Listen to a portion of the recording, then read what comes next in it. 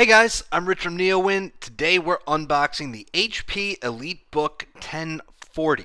So, um, what you're looking at is the box that it comes in. It's not a fancy box, and I mention that because they actually told me why they don't use a fancy box this time, and it's because IT people don't like it, and most people that use this machine are never going to actually see the box that it comes in because this is a business PC. Just like everything that just like all HP's Elite brand is all about business PCs. So this is a standard laptop. It's not a convertible. If it was a convertible, it'd be called an X360, like the 1020 and the 1030. Which the 1030 I reviewed earlier this year. It's wonderful.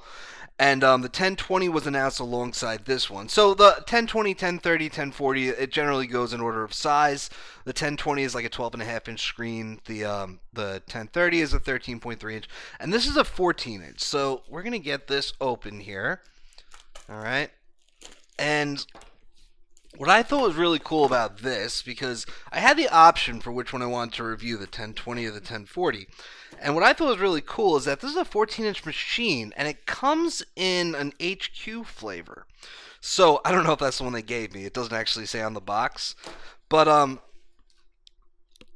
Intel's processors, right? The U series is dual core for 7th generation, and these are 7th generation machines. And that's what you'll find in most Ultrabooks and laptops. You'll find the U series. And for certain more powerful machines, you'll find the H series, which can be HQ or HK. HK means it's unlocked for overclocking, so you'll find those in like gaming laptops. But HQ you'll find in various consumer PCs, like the Dell XPS 15 has it. But this is the smallest laptop I've ever seen that comes with an HQ option. So I don't, like I said, I really don't know what's in this particular one. It's very light, and I've really just never seen anything like it. So that's why I picked this one. Okay, so we've got our premium HP branding on the top there, and then our EliteBook branding on the back, which is standard. It doesn't have that 360-degree hinge. You would see those over here. Over on this side, we've got two Thunderbolt 3 ports, which can be used for charging, USB Type A and HDMI.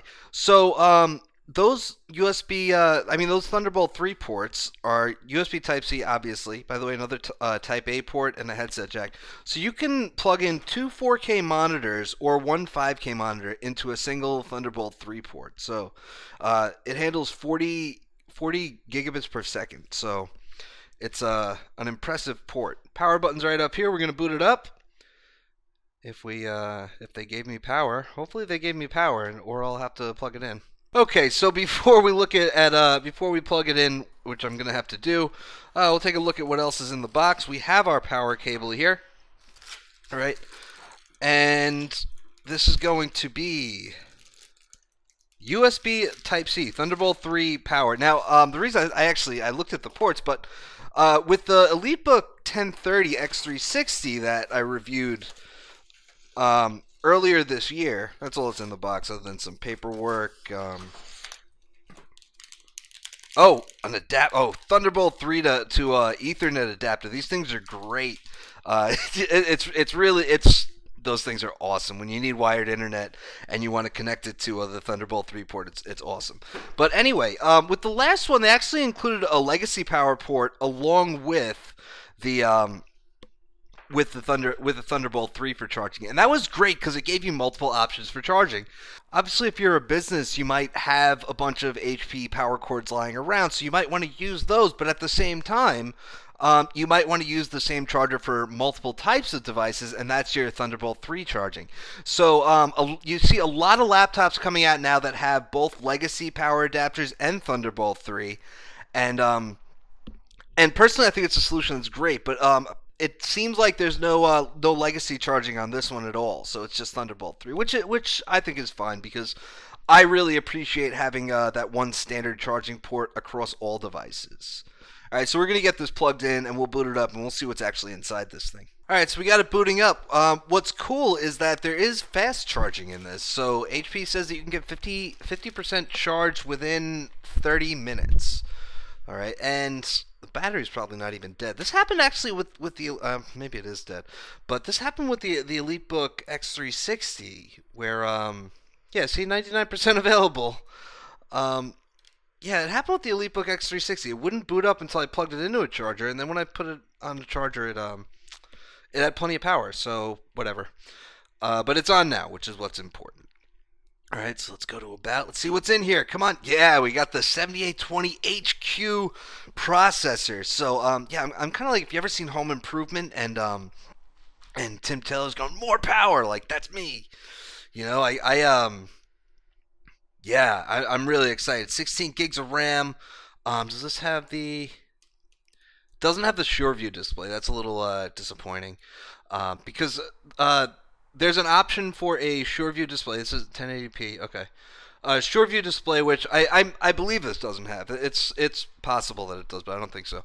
Like I said, they told me nothing about which model they actually gave me, but it's cool because you can look at it. If you look at it from an angle, you can't see anything that's on the screen. So I think HP says something like 91% of visual hacks are successful. A visual hack, that's where someone's just looking over your shoulder. Like, say I'm writing about this machine and HP hasn't announced it yet, but I'm writing it in Starbucks or something. And someone's looking over my shoulder. Oh, wow, HP's going to announce this thing. And then they leak the information or something. So that's a visual hack. So with a SureView display, they wouldn't be able to look over my shoulder and do that. Or at least it's a protection from that. There's also another app. Let's see. I assume that it's all on here. It's called PhoneWise. Maybe that's under HP. So PhoneWise, which I can't. Oh yeah, there. HP PhoneWise, right in front of me. So what that is it allows you to. So I like to update. All right, we're gonna update all the drivers later, but I'll kind of explain this stuff. What it does is it lets you connect your phone to your PC, right? So you can text, you can make calls from your PC, you can receive calls. And HP says that it's the only Windows-based solution for that. So, as you see, it's got the beta tag on it. But, I mean, it's not the only solution, though, to be clear. I mean, there are browser-based solutions. Personally, I use Project Fi and Hangouts because I'm in front of my computer all day. I need to be able to send text and stuff from my PC. But it's pretty cool. I appreciate the fact there's a native solution. Microsoft has kind of tried by integrating this stuff with Skype. They were going to do messaging everywhere, and they never did. And it's like all that stuff kind of got kind of messy. I'm anxious to see how HP did it. Now, it works with iOS or Android phones. I believe Windows Phone support is coming because HP does sell the Elite X3, which is a Windows Phone for business, as we went over. Elite is the business brand. We got some other stuff. There's WorkWise, which I didn't see that when I was going through here. WorkWise is a feature where maybe that's might be down. Might be something I have to download separately, but that was on the EliteBook X360 1030 that I reviewed earlier this year. That's where you can actually see how someone tampered with your PC while you were away. So let's say I walk away from my PC, even if I lock my PC. So someone just comes by and says, hey, Rich left his PC open. I'll close it for him. I get an alert on my phone that says, hey, someone messed with your PC, and they close the lid. And it's pretty cool because you get to see when someone messes with your stuff, and there's a whole bunch of stuff that just kind of gives you alerts about the security of your system like that. So a lot of really cool business features. There's Sure Start that checks the BIOS against like a master key, and if it's been corrupted, it replaces it. I mean, I think that HP puts a lot of thought into their products. Honestly, out of all the companies that I work with, I feel like HP actually goes out of their way to care about their products more and what's working, what's not, and like for a business PC, you could see that there's a lot of thoughtful features in this product, and I'm really excited to just play around with it. Like, it's the smallest HQ laptop that I'm aware of that exists. So we'll be playing with that.